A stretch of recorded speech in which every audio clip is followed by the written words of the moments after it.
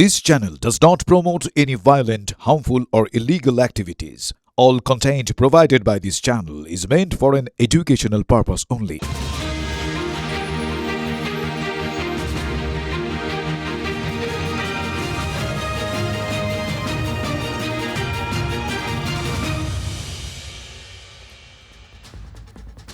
নমস্কার, টিভি9 বাংলায় আপনাদের স্বাগত জানাই। আমি ঠোঁটকাটা শুভজিৎ। আজ শুরুতেই একটু বাঘের গানের কথা বলবো, মানে বাঘ নিয়ে গান। হীরক রাজার দেশে ছবির সেই গানটা আপনাদের সবারই চেনা। পায়ে পড়ি বাঘ মামা, করুণা কো রাঘ মামা, তুমি যে ঘরে কেতা জানতো, মনে আছে তো? কিংবা ধরুন শক্তি চট্টোপাধ্যায়ের লেখা কবিতা, পরবর্তীকালে যাতে সুরারোপ করা হয়, লোপামুদ্রা মিত্র গান গেয়েছিলেন। কবিতার সেই লাইনগুলো কি ছিল? মেঘলা দিনে দুপুরবেলা যেই পড়েছে মনে, চিরকালীন ভালোবাসার বাঘ বেরুলো বনে। এসব গান শুনতে ভালো লাগে। বাঘ নিয়ে নানা আলোচনা, নানা রকম সাহিত্য শিল্প খুব ভালো লাগে। কিন্তু সে বাঘ মামা যদি সত্যি সামনে এসে পড়ে, তখন এবার দেখাবো আপনাদের চিতাবাঘ।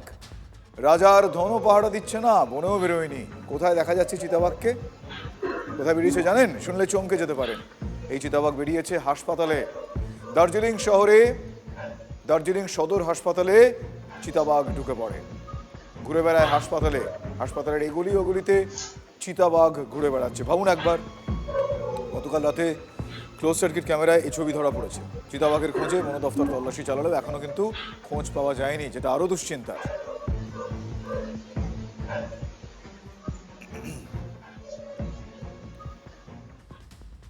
হাসপাতালের কথায় যখন উঠলো, তখন আরেকটা ছবি আপনাদের দেখাবো। হাসপাতালে ইঁদুর কল। হ্যাঁ, ঠিকই শুনছেন, দেখুন। ওয়ার্ডের মধ্যে মোবাইল হাতে কিছু একটা ছবি তুলছেন ইংরেজবাজার বিধানসভার প্রাক্তন বিজেপি বিধায়ক, বিজেপি কেন্দ্রীয় কমিটির সদস্য শ্রীরূপা মিত্র চৌধুরী। কিসের ছবি? আসুন একটু কাছ থেকে দেখাই। হয়তো ভাবছেন হাসপাতালে নতুন কোনো যন্ত্র আনা হয়েছে। ডাহাফেল। এটা ইঁদুর ধরার কল। ইঁদুরের জন্য এখানে কি হয়? ইঁদুর এখানে অনেক ইঁদুর দৌড়ে যাচ্ছে। পেশেন্টের গায়ে চলে আসছে? হ্যাঁ, ওই যে বিষ উঠে যাচ্ছে, তো বিছনাতে উঠে যাচ্ছে, মশারি তলে ঢুকে যাচ্ছে। কখন আসছে ইঁদুর? রাতের বেলা। প্রচুর ইঁদুর নাকি? হ্যাঁ, দেখতে তো পাচ্ছি। কে রেখেছে ওটা? কোনো বলতে পারবো না। হাসপাতাল থেকে ইঁদুরের উৎপাত খুব নাকি? হ্যাঁ, ওটাই তো। গায়ের মধ্যে চলে আসছে ইঁদুর? মশারি তলে ঢুকে যাচ্ছে।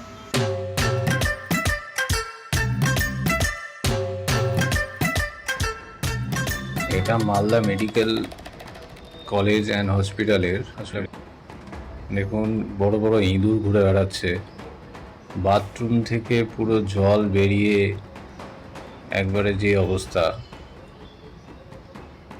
এই ইঁদুরগুলো দেখুন অক্সিজেনের পাইপ লাইনের উপরে গোটাটায় ঘুরে বেড়াচ্ছে, সেখানে মানে এত বড় বড় ইঁদুর। এবং পেশেন্টগুলো ওইভাবে শুয়ে আছে এখানে পাশে। এবং দেখুন এই বেড ফেডগুলো সব পুরা, দেখুন এই নোংরা। এটা মনে হচ্ছে মেডিকেল কলেজ, এবং চিত্রখানা ভয়ানক।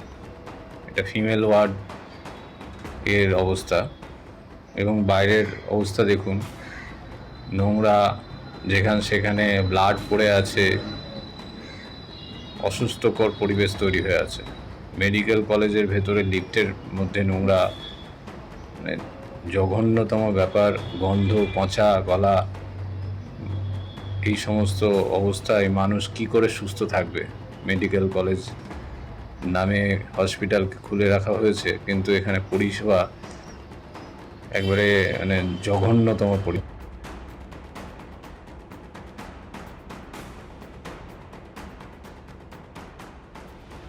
মেডিকেল কলেজের ট্রমা সেন্টারের ওয়ার্ড, তার মধ্যে দিব্যি ইঁদুর ঘুরে বেড়াচ্ছে।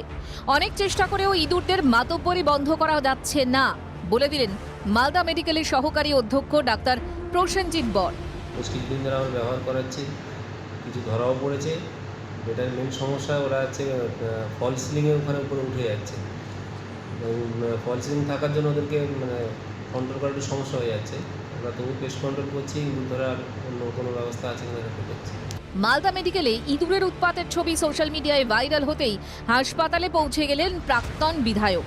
ইঁদুর ধরার কলের ছবি তুললেন, হাল বদলের আশ্বাস দিলেন। এখানে রডেন্ট, আপনারা জানেন রডেন্ট হচ্ছে আমাদের প্লেগ পর্যন্ত ছড়াতে পারে। ইঁদুর মারার যন্ত্র রাখা হয়েছে, তার মানে ইঁদুর আছে ওখানে। কি নেই ওখানে? ইঁদুর তো ছেড়ে দিন, কি নেই? মানে জঞ্জাল এবং নোংরা আর আবর্জনার যদি একেবারে শ্রেষ্ঠ স্থান হতে পারে তাহলে সেটা মালদা মেডিকেল কলেজের ট্রমা সেন্টার। এবং আমি আপনাদেরকে বলছি, আমরা বিজেপি সরকার যারা নতুন সরকারে এসেছে, আমাদের সত্য কথা তুলে ধরতে কোনো আপত্তি নেই। ওয়ার্ডের মধ্যে নোংরা জল জমে আছে, কি বলবেন? আমাদের পাইপ লাইনের সমস্যা আছে, বেশ কিছুদিন ধরে পাইপ লাইনের সমস্যাটা আমরা যে এমএসসিএল দেখে তাদেরকে জানিয়েছিলাম, ওরা কাজ করছিল এবং তার সত্ত্বেও পাইপ লাইন সমস্যাটার কাজটা এখনও ক্লিয়ার হয়নি। তাছাড়া রিসেন্ট কর্মচারীরা আমাদের হাউসকিপিং স্টাফেরা কাজ করছে না, তাদের বেতনের কিছু সমস্যা হয়েছে, সেজন্য তারা কাজ করছে না, সেই জন্য পরিষ্কার পরিচ্ছন্ন করার একটা সমস্যা হয়ে যাচ্ছে। আমাদের মাননীয় মুখ্যমন্ত্রী বলেছেন যে আপনারা হসপিটালে যান, আপনারা দেখুন কি হচ্ছে এবং সরকারকে সহযোগিতা করুন। আমরা মাত্র 100 দিনের সরকার করেছি। আমি আপনাদের কথা দিচ্ছি, হাত জোর করে আপনাদের মাধ্যমে মালদা মেডিকেল কলেজ পূর্ণাঙ্গ রূপ পাবে। দেখলেন সেই ছবি। আগের সরকার উঠতে বসতে কি বলতো? হাসপাতালের হাল বদলে গিয়েছে। কেমন বদলেছে সে তো আমজনতা জানতেন। স্বাস্থ্য ব্যবস্থা নতুন সরকারের কাছে কিন্তু এই মুহূর্তে একটা চ্যালেঞ্জ, নিঃসন্দেহে একটা বড় চ্যালেঞ্জ। রাজ্যের এ মাথা ও মাথা চষে ফেলছেন স্বাস্থ্যমন্ত্রী শরৎ মুখোপাধ্যায় এবং সঙ্গে প্রতিমন্ত্রী সুমনা সরকার।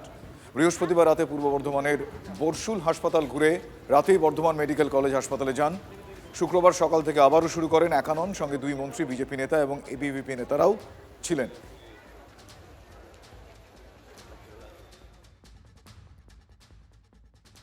দুজন মন্ত্রীর সঙ্গে আমি আর আমাদের ভারতীয় জনতা পার্টি কার্যকর্তা, সিনিয়র কার্যকর্তা সঞ্জয়, তো সবাই মিলে আমরা 4 জনে পরিদর্শন করলাম। সঙ্গে আমাদের স্টুডেন্টদের সংগঠনের প্রতিনিধিত্ব ছিল এবং তারাও আমাদের সঙ্গে ছিলেন। পরিচ্ছন্নতায় নম্বর দিলেন, দালাল রাজ ভ্যানিশ করার রাস্তাও বাতলে দিলেন, ডাক্তারের অভাব মেটালেন এবং সেই মেটানোর রাস্তা দেখালেন অন্ততপক্ষে। আমাদের এখানে কি কি পাইনি, বাজে জিনিস হচ্ছে পরিষ্কার পরিচ্ছন্নতার সাংঘাতিক অভাব। এটা 10-এ 0 দেওয়া হয়েছে। অনেকগুলো ডিপার্টমেন্টে লোকাভাব আছে, মানে ডাক্তারের অভাব। যে কোনো সরকারি পদ্ধতি অনুযায়ী যদি আমি নিযুক্তকরণ করতে চেষ্টা করি, সেটা 2 বছরের আগে লোক হবে না। 2 বছর বর্ধমান মেডিকেল কলেজকে ফাঁকা রাখতে পারবো না। চটজলদি এখনকার মতো যে কর্মসূচি, সেটা হচ্ছে আমরা লোকাল যে ডাক্তারবাবুরা আছে যারা প্রাইভেটে রয়েছেন, তাদেরকে উইকে 3 দিন এখানে সময় দেব। তাদের সেই অনুযায়ী তাদের সঙ্গে কথাবার্তা বলে আমরা তাদের পারিশ্রমিকের কথা ভাববো। একই জিনিস জুনিয়র ডাক্তারদের ক্ষেত্রেও বলা হয়েছে। যারা জুনিয়র ডাক্তার, যারা রেসিডেন্টস আছে, আমরা সিনিয়র রেসিডেন্ট বলি, এসআর বা হাউস অফিসার বলি, তাদের জায়গাতেও তাদের বন্ধু বান্ধবী সব পাড়ায় পাড়ায় কাজ করছে। তাদেরকেও বলেছি যে 3 দিন কি 4 দিন যে এরকম হোক সরকারি পরিষেবা দিতে। দালাল চক্রের ব্যাপারে বলেছি সবাইকে ব্যাচ করতে। হাসপাতালে ব্যাচহীন যারা থাকবে, হয় রুগী, নয় রুগীর বাড়ির লোক, আর না হয় দালাল। তা 3 জনের মধ্যে রুগী এবং রুগীর বাড়ির লোককেও আমরা আইডেন্টিফিকেশন দিয়ে দেবো। তাহলে পরে থাকলো খালি দালাল। তো 3rd পার্সন যে ঘুরে বেড়াচ্ছে হাসপাতালে, তাহলে তাকে আমরা এবার ধরবো। এটা বলাই যায় স্বাস্থ্যমন্ত্রী শরৎ মুখোপাধ্যায় তিনি খুঁটিয়ে খুঁটিয়ে সব দেখছেন। অভাব অভিযোগের কথা তিনি শুনছেন। বর্ধমানের অনাময় সুপার স্পেশালিটি হাসপাতালে তাঁর সঙ্গে ছিলেন রাজ্যের প্রতিমন্ত্রী মৌমিতা বিশ্বাস মিশ্র। তো আপনারা দেখেছেন যে তৃণমূলের আমলে কোনো রকম পরিষেবা মানুষ পায়নি হসপিটাল থেকে। সেখানে বিড়াল ছাগল ঘুরে বেরিয়েছে, কুকুরের ডায়ালিসিস হয়েছে মানুষের জায়গায়। বাইরের হসপিটালের বাইরেটা রং হয়েছে, হসপিটালের বাইরে কিচ্ছু থাকেনি। মানুষ এতদিন পরিষেবা পায়নি। আপনারা এরপরে স্বাস্থ্যের পরিষেবাটাও দেখতে পাবেন। ঘুরছেন স্বাস্থ্যমন্ত্রী, ঘুরছেন। আগে অনেকের রোগ তিনি সারিয়েছেন, এবার হাসপাতালের রোগ সারাতে ডাক্তারবাবু ঘুরছেন, কখনো রায়না, কখনো জামালপুর। কারণ স্বাস্থ্য ব্যবস্থার স্বাস্থ্য ফেরাতে হবে। একটা গাড়ি পড়ে আছে প্রায় 5-6 বছর ধরে, ওই গাড়িটার নিচে জল জমে আছে, ওটা মশা নাতুর ঘর। গাড়ি সরাতে বলেছি, কন্ডেমড গাড়ি, ও WN যে নাম্বারের গাড়ি, ও বহু পুরনো, 30 বছরের পুরনো, আর চলবে না। ওকে CMHকে বলে সরাতে বলেছি। যা যা উন্নতি সাধন আছে এখন চটজলদি করা যায় সেগুলো দীর্ঘমেয়াদী প্রকল্প পরে হবে। এখানে স্বাস্থ্যমন্ত্রী আগের এসেছিলেন, মমতা বন্দ্যোপাধ্যায় এসেছিলেন, তো আমরা তো সরেজমিনে দেখে গেলাম, নোট করলাম। না, আবারও আসবো, এটা আমার পরিবার, আমার দায়িত্ব। স্বাস্থ্য প্রতিমন্ত্রী সুমনা সরকারও কিন্তু সমানতালে ছুটছেন। আজ তিনি গিয়েছিলেন শ্রীরামপুর সুপার স্পেশালিটি হাসপাতালে। সকাল 9টার বদলে 7টায় ওপিডি কাউন্টার খোলার নির্দেশ দিয়ে এসেছেন। কথা বলতে হাসপাতালে বিগত সরকার তো একদম পরিকাঠামো প্রচণ্ড পুয়ার। আউটডোরে পেশেন্ট দেখানোর ক্ষেত্রে দেখলাম পেশেন্ট বসে আছে, বললেও 9টার আগে ছাড়া কাউন্টার খোলা হয় না। সেটা বলা হয়েছে যাতে 7টা থেকে খুলে দেওয়া হয়, তাহলে সুবিধা হয়, মানুষের সুবিধা হয়, মানুষের স্বার্থে বলা হয়েছে। গতকাল রাত্রিবেলা মেমারি হাসপাতালে গিয়েছিলেন স্বাস্থ্যমন্ত্রী শারদ দত্ত মুখোপাধ্যায়। তিনি হাসি মুখে ঢুকেছিলেন, কিন্তু সব দেখে শুনে রেগে গিয়েছিলেন বেরোনোর সময়। তার কারণ পরিস্থিতি অস্বাস্থ্যকর। আমাদের তো সেগুলো শুনে লাভ নেই। এই কথা, এই বিল্ডিংটা পুরো ভারত সরকারের পয়সায় তৈরি। একের পর এক মোড়ক খোলেনি বেড, কম করে 50-60টি বেড মোড়ক খোলা হয়নি, ক্র্যাশ ট্রলি মোড়ক খোলা হয়নি, ফুড ট্রলি মোড়ক খোলা হয়নি, ওটি টেবিল মোড়ক খোলা হয়নি। পর্যাপ্ত স্টাফ কি অপর্যাপ্ত স্টাফ সেটা অন্য ব্যাপার। আমি এখানে এক মিনিট দাঁড়ান, আমি এখানে সব হিসেব নিয়েছি কত স্টাফ আছে, সেটা যথেষ্ট এই হাসপাতাল চালু রাখার জন্য। 4টে রেফ্রিজারেটর, ফ্রিজ মোড়ক খোলা হয়নি কোভিডের সময় থেকে। আর কি বলবেন, বলতে আমার লজ্জা লাগছে। লিফট বন্ধ থাকে তালা চাবি দিয়ে, প্রত্যেকটি ভারত সরকারের পয়সায় তৈরি। এই বঞ্চনা যা করে গেছেন মাননীয় প্রাক্তন মুখ্যমন্ত্রী, যে এর বাঙালির সঙ্গে বঞ্চনা হয়েছে, উনি বাঙালিকে শেষ করার প্রচেষ্টায় পুরো বিল্ডিং এ দেখিয়ে দেখুন, ওপরে 3টে ফ্লোর বন্ধ করে রেখেছেন। আমি দেখেছি সেন্ট্রালি এয়ার কন্ডিশন বিল্ডিং চালাতে দেননি উনি। দেখে গেলাম, পরিষেবা পর্যাপ্ত করব। স্বাস্থ্যমন্ত্রী আজ গিয়েছিলেন কাটোয়া মহকুমা হাসপাতালে, সেখানেও একই ছবি, একই কাহিনী। T+3 বিল্ডিংটা পুরো তৈরি করেছেন প্রধানমন্ত্রী।